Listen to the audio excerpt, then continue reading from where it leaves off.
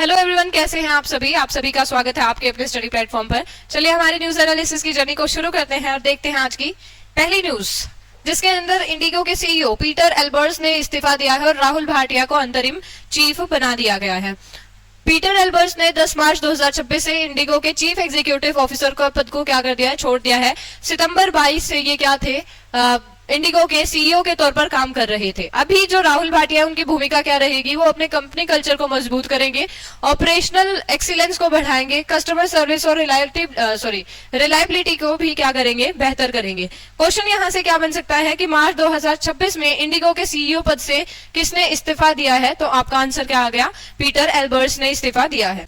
Next news की तरफ चलते हैं, जिसके अंदर इसरो और ईएसए ने जॉइंट अर्थ ऑब्जर्वेशन मिशन के लिए नए एग्रीमेंट पर साइन किया है, जो लंबे समय से चले आ रहे स्पेस कॉर्पोरेशन को और भी क्या करेगा, बढ़ा देगा।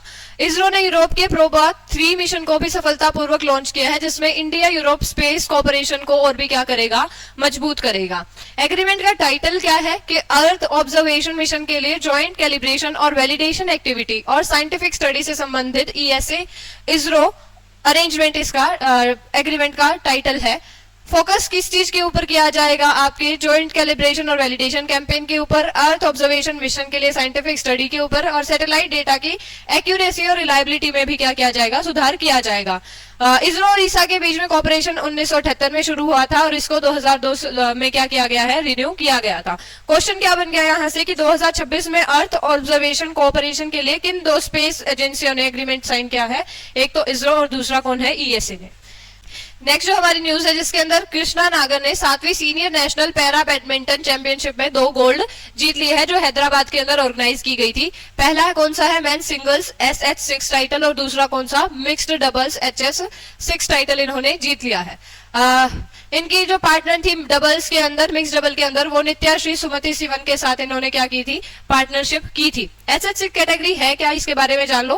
पैरा बैडमिंटन में SH6 कैटेगरी छोटे कद के खिलाड़ियों के लिए है। मैच क्लासिफिकेशन बेस्ड एलिजिबिलिटी के साथ स्टैंडर्ड बैडमिंटन नियमों के हिसाब से ये होते हैं। क्वेश्चन क्या बन सकता है कि 7वीं senior national para badminton championship 2026 में 2 गोल्ड मेडल किसने जीते हैं, कृष्णा नागर ने ये 2 गोल्ड मेडल जीते हैं। नेक्स्ट हमारा जो टॉपिक है उस पे चलते हैं। इसमें बोला गया कि समुद्र में एनर्जी सिक्योरिटी यानी हॉर्मुज स्ट्रेट और स्वेज नहर पहले से कहीं ज्यादा जरूरी क्यों हो गई है। अब हॉर्मुज स्ट्रेट और स्वेज नहर जैसे स्ट्रेटेजिक समुद्र रास्ते ग्लोबल एनर्जी सिक्योरिटी और इंटरनेशनल तेल बाजारों की स्थिरता पक्का करने में क्या करते हैं, अहम भूमिका निभाते हैं।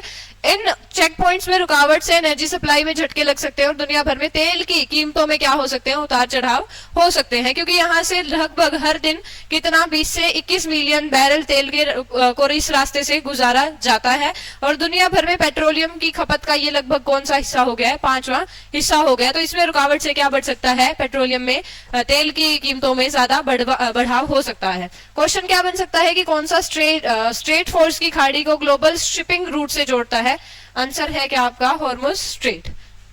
नेक्स्ट न्यूज की तरफ बढ़ते हैं, जिसके अंदर यूएस प्रेसिडेंट ट्रंप ने 50 साल में पहली बड़ी यूएस रिफाइनरी बनाने के लिए रिलायंस के साथ $300 बिलियन का क्या किया है, एक कॉन्ट्रैक्ट या फिर पार्टनरशिप की घोषणा की है। रिफाइनरी ब्राउन्सविले में बनने का प्रस्ताव है और इसमें लगभग कितने $300 बिलियन का इन्वेस्टमेंट हो सकता है। नया यूएस अलायंस रिफाइनरी प्रोजेक्ट जो है वो ब्राउन्सविले पोर्ट पर डेवलप किया जाएगा। लगभग 50 साल में यूनाइटेड स्टेट्स में बनी पहली नई ऑयल रिफाइनरी होने की क्या है, ये एक उम्मीद है।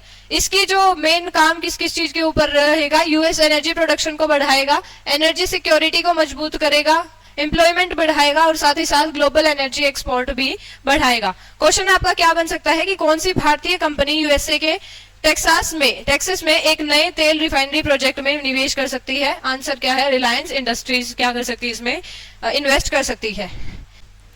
नेक्स्ट न्यूज हमारी, जिसके अंदर भारत और उज्बेकिस्तान ने एक लैंडमार्क फार्मास्यूटिकल और न्यूट्रास्यूटिकल ट्रेड कॉरिडोर लॉन्च किया है, जिससे $10 बिलियन के यूरेशियन मार्केट तक पहुंच आसान हो जाएगी। उज्बेकिस्तान गणराज्य के स्वास्थ्य मंत्रालय, न्यूट्रीफाई टुडे और फार्मा यूरेशिया 2026 ने एक स्ट्रक्चर्ड इंडो CIS फार्मास्यूटिकल और न्यूट्रास्यूटिकल ट्रेड कॉरिडोर को औपचारिक रूप दे दिया है। यह पहल उज्बेकिस्तान को CIS और यूरेशियन मार्केट में भारतीय फार्मा और न्यूट्रास्यूटिकल एक्सपोर्ट के लिए एक गेटवे के रूप में क्या करती है, स्थापित करती है। इस कॉरिडोर का मकसद है कि भारत और सीआईएस देशों के बीच हेल्थ केयर ट्रेड को क्या की जा सके, मजबूती प्रदान की जा सके। क्वेश्चन यहां से बन सकता है कि इंडो सीआईएस फार्मास्यूटिकल कॉरिडोर के लिए कौन सा देश गेटवे के तौर पर मौजूद है? आंसर आपका उज्बेकिस्तान है। नेक्स्ट न्यूज हमारी, जिसमें भारत में स्पेस मेडिसिन रिसर्च को आगे बढ़ाने के लिए एम्स और इसरो ने एमओयू यानी मेमोरेंडम ऑफ अंडरस्टैंडिंग साइन किया है। इंडियन स्पेस रिसर्च ऑर्गेनाइजेशन ने स्पेस मेडिसिन और रिसर्च में सहयोग करने के लिए all India institute of medical sciences के साथ एक एमओयू साइन किया है। मेन मोटिव क्या है इसके पीछे कि इसरो की ह्यूमन स्पेस फ्लाइट प्राथमिकताओं के साथ स्पेस मेडिसिन में ज्वाइंट रिसर्च को बढ़ावा देना इसका मेन मोटिव है।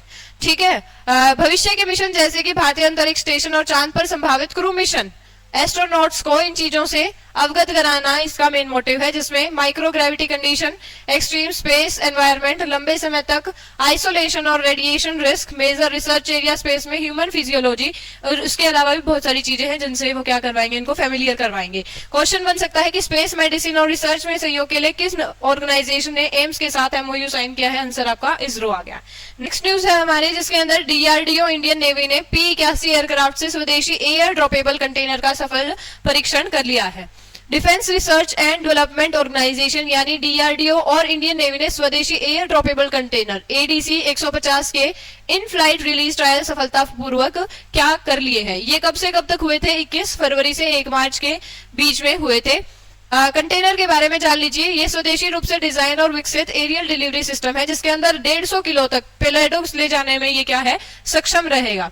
डिलीवरी के लिए मेनली डिजाइन किया गया है, जिसके अंदर जो इक्विपमेंट्स है वो जरूरी सामान है वो और मेडिकल जो सप्लाई है वो भी क्या किए जाएंगे, सप्लाई किए जाएंगे। मकसद क्या है कि गहरे समुद्र में तैनात नेवी के जहाजों को तेजी से लॉजिस्टिक सपोर्ट देना इसका मेन मोटिव है।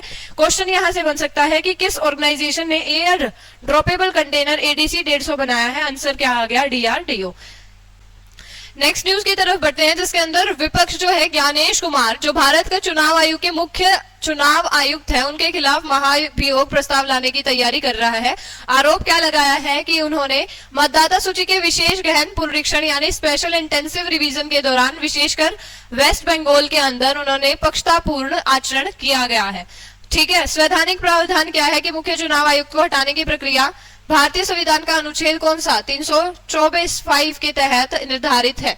मुख्य चुनाव आयुक्त को उसी प्रक्रिया से हटाया जा सकता है जिस तरह से सुप्रीम कोर्ट के न्यायाधीश को हटाया जाता है। क्वेश्चन बन सकता है कि विपक्ष किस मुख्य चुनाव आयुक्त के खिलाफ महाभियोग प्रस्ताव लाने की योजना बना रहा है? ज्ञानेश कुमार के खिलाफ। इसी के साथ आज की लास्ट न्यूज देखते हैं, जिसके अंदर नासा के डार्ट मिशन ने क्षुद्र ग्रह की कक्षा में सफलतापूर्वक परिवर्तन कर लिया है। एक नए अवलोकन से पता चला है कि डबल एस्ट्रॉइड रीडायरेक्शन टेस्ट यानी डार्ट, जिसे नासा ने 2022 में संचालित किया था, उसने डिडीमॉस और डिमॉर्फोस क्षुद्र ग्रह प्रणाली की कक्षा में हल्का परिवर्तन किया है। इस टक्कर के कारण इन दोनों क्षुद्र ग्रहों को सूर्य की एक परिक्रमा पूरी करने में लगभग कम समय लगने वाला है। डार्ट मिशन के बारे में देखते हैं। ये जो डार्ट मिशन है, डबल एस्टेरॉइड रीडायरेक्शन टेस्ट, पहला ग्रह रक्षा प्रयोग था, जिसका उद्देश्य यह प्रशिक्षण करना था कि क्या अंतरिक्ष यान किसी क्षुद्र ग्रह की दिशा को बदल सकता है या नहीं। ठीक है, इसका मुख्य जो कंक्लूजन है वो क्या निकला है कि इस टक्कर से लगभग 35.3 मिलियन पाउंड मलबा अंतरिक्ष में फैल गया है, जो अंतरिक्ष यान के द्रव्यमान से लगभग 30,000 गुना अधिक था। इस मलबे के बादल ने अतिरिक्त गति यानी मोमेंटम पैदा की है, जिससे टक्कर का प्रभाव और भी ज्यादा क्या हो गया है, बढ़ गया है। इस टक्कर के कारण क्षुद्र ग्रह प्रणाली की सूर्य के चारों ओर परिक्रमा अवधि लगभग कितनी 0.15 सेकंड और भी क्या हो गई है, कम हो गई है। कक्षा में बहुत छोटा परिवर्तन भी भविष्य में जो आपकी अर्थ है उससे संभावित टक्कर को टाल सकता है। क्वेश्चन क्या बन सकता है? नासा का कौन सा मिशन जानबूझकर ग्रहों की सुरक्षा टेक्नोलॉजी को टेस्ट करने के लिए एक एस्ट्रॉइड से टकराया था? आंसर है आपका डार्ट यानी डबल एस्ट्रॉइड रीडायरेक्शन टेस्ट। इसी के साथ आज की आपकी न्यूज एनालिसिस यहीं पे खत्म करते हैं। बाकी ऐसे ही न्यूज एनालिसिस को जानने के लिए जुड़े रहिए हमारे साथ। Thank you so much.